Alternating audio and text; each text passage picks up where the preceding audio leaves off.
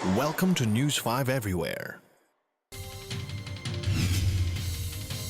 So Alex, na ibinalita ngayong linggo ng off-limits nga sa batasan ang mga militante.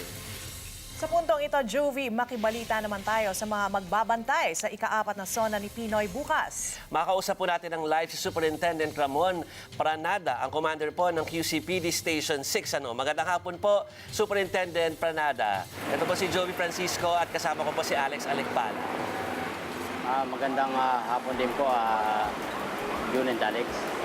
Okay, although sir, meron po tayong mga balita na naihatid ito nakalipas ng mga gabi na sinasabi nga natin na this time talagang medyo malayo yung pinayagang lugar para sa protesta at napakabawal po na magprotesta nga malapit sa batasan. So linawin lang po natin hanggang saan lang po ba at gaano kalayo din yung papayagang mag-rally yung mga militante bukas.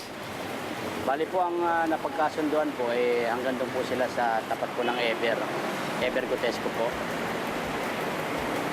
Okay. So kasi, linawin lang ko lang po, Superintendent. Kasi merong ulat na hanggang doon lamang sila sa may City Hall banda ng Quezon City. So ngayon yung usual na hanggang doon sa Ever Gotesco ay papayagan silang makalapit.